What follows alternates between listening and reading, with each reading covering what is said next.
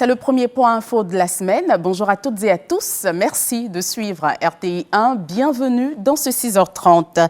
Le président de la République, Alassane Ouattara, a regagné Abidjan hier dimanche 4 mai après un séjour en France. Il a été accueilli à son arrivée par le vice-président de la République, Tiemoko Meïlie Koné, le premier ministre Robert Begré-Mambé et quelques membres du gouvernement. Avant d'accueillir le chef de l'État, le vice-président Tiemoko Meïlie Koné était à Libreville, au Gabon. Il a représenté le président de la République, Alassane Ouattara, samedi à l'investiture du président élu, Brice Clotaire Oligui Nguema. Le vice-président était aux côtés de plusieurs chefs d'État et de gouvernement. Prenons la direction du Maroc, où la présidente du Sénat de Côte d'Ivoire, Kandia Kamissoko Kamara, était en mission. Elle a profité de son séjour pour rencontrer la diaspora ivoirienne. Compte rendu signé Kader Sogodogo, envoyé spécial au Maroc. Ils sont venus de tout le Maroc pour échanger à Rabat avec la présidente du Sénat, Kandia Kamissoko Kamara. Les délégués de la diaspora ivoirienne veulent s'enquérir des nouvelles du pays. Le tour d'horizon est vite fait à travers divers sujets abordés. Au total, la Côte d'Ivoire se porte bien et avance à pas de géant vers son développement. Des projets existent pour l'emploi des jeunes, l'autonomisation des femmes. Le pays est en chantier. Tout est mis en œuvre pour maintenir la paix et la cohésion sociale. Des nouvelles qui rassurent les Ivoiriens vivant au Maroc. Cette rencontre a été très enrichissante. Madame la présidente du Sénat nous a instruit sur les opportunités présentes sur le territoire de la Côte d'Ivoire. Elle nous a aussi donné plusieurs conseils, notamment d'être ambassadeur de notre pays ici sur le territoire chérifien. Je suis toujours fier de ma chère patrie. Je vois que le pays avance, il y a un développement qui se passe, on va dire sur tous les plans. Ça avance, que ce soit à l'intérieur, que ce soit à Abidjan. En tout cas, on voit que la Côte d'Ivoire avance. Kandia Kamissoko Kamara a également insisté sur l'impérieuse nécessité pour la diaspora au respect des lois du royaume chérifien. La Côte d'Ivoire et le Maroc, deux pays frères qui marchent ensemble depuis des lustres. Pour ce qui est de la Côte d'Ivoire, les choses iront toujours dans le bon sens. Dans la gouvernance de son excellent M. Alassane Ouattara, le développement il est inclusif. Ça se fait dans l'équité. Et d'ailleurs, d'ici la fin de l'année 2025, tous les villages seront électrifiés. Mais l'électricité, ça apporte beaucoup aux populations. Ne dit-on pas que l'eau c'est source de vie? Mais quand il y a de l'eau potable dans un village, mais on donne la santé aux populations. En 2010, 2011, il y avait 3 universités. Aujourd'hui, il y en a 10. Et les 10 ne sont pas à Abidjan. Les 10 sont répartis géographiquement. Et c'est ça le développement inclusif. A pris part à cette rencontre son Excellence Lamine Ouattara, ambassadeur de Côte d'Ivoire au Maroc. Les délégués de la diaspora ont formulé quelques doléances qui ont reçu écho favorable auprès de la présidente du Sénat. Elles sont jeunes, brillantes et ambitieuses. Le samedi 3 mai, des dizaines de candidates issues des établissements secondaires publics et privés ont composé dans le cadre de l'édition 2025 du concours Miss Mathématiques, une initiative du ministère de l'Éducation nationale et de l'alphabétisation qui entend valoriser l'excellence féminine en mathématiques et encourager les jeunes filles à s'engager davantage dans les filières scientifiques. Marina Manzan, Franck Quadio. Après le lancement officiel du concours Miss Mathématiques 2025, place ce jour à l'épreuve reine, la composition écrite, une étape décisive pour ces candidates venues de tous horizons. Des centaines de passionnés de chiffres et d'équations prêts à affronter les épreuves dans les différentes directions régionales de l'éducation nationale. L'objectif, faire valoir leur maîtrise des mathématiques et espérer décrocher le titre tant convoité. Je suis ici pour la compétition, parce que je sais que ça peut m'ouvrir des portes. Je suis ici là parce que j'ai envie de me tester pour voir mes capacités. Au-delà de la compétition, Miss Mathématiques vise à renforcer l'intérêt des jeunes filles pour les filières scientifiques et à lutter contre les stéréotypes de genre encore présents dans certaines mentalités. Si nous voulons bâtir le pays, il nous faut des ingénieurs. Et nécessairement, il faut passer par les disciplines scientifiques. Donc mon message à l'endroit des jeunes filles, c'est de ne pas avoir peur de la discipline que constituent les mathématiques.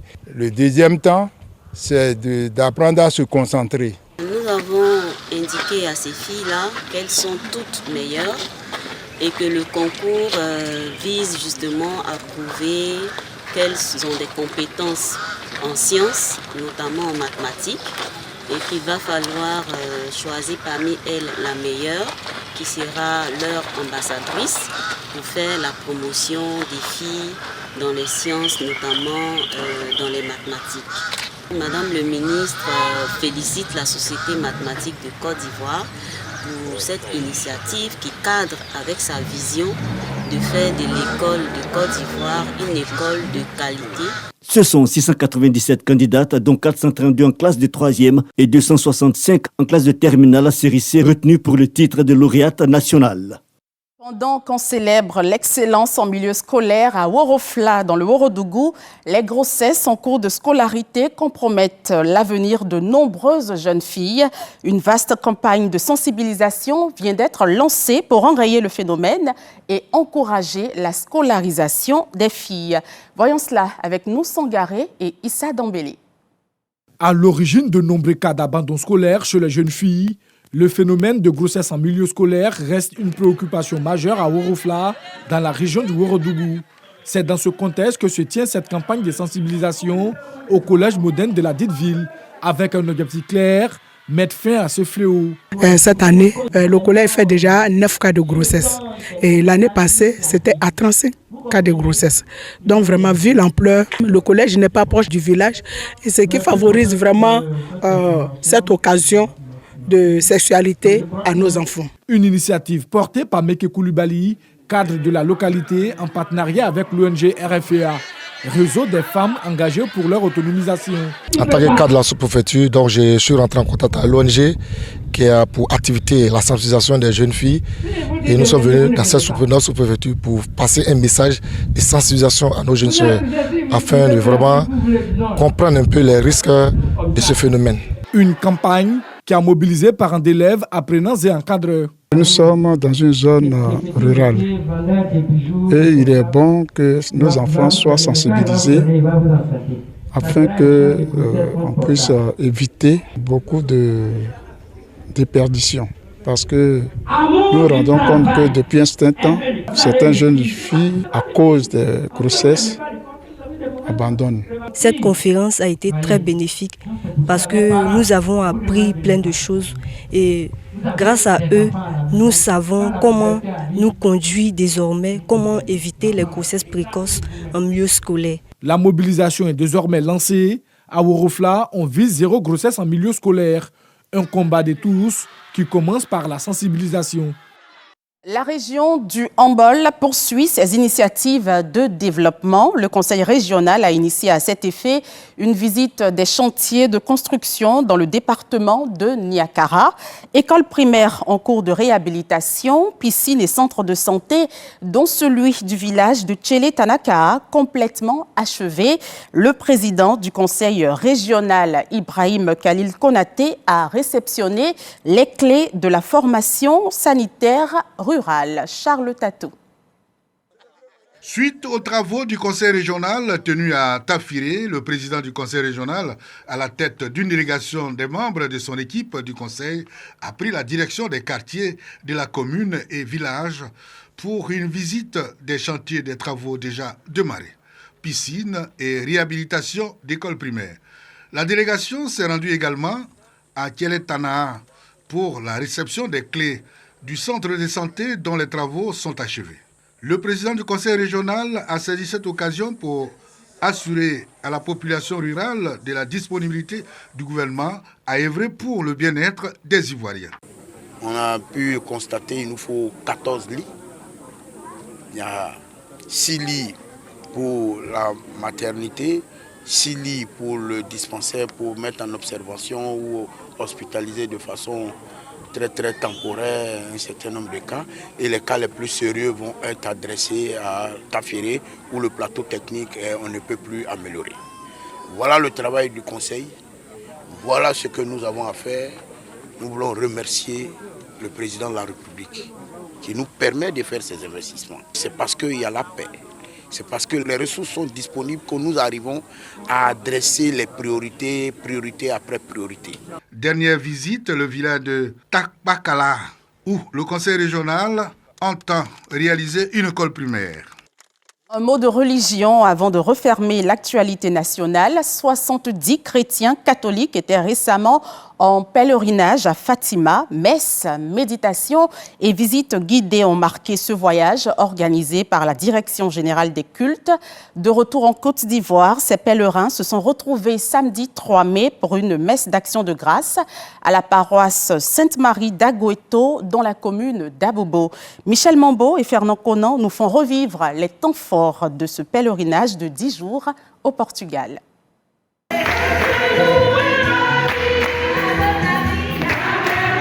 Une messe d'action de grâce pour les bienfaits reçus lors du pèlerinage à Fatima au Portugal.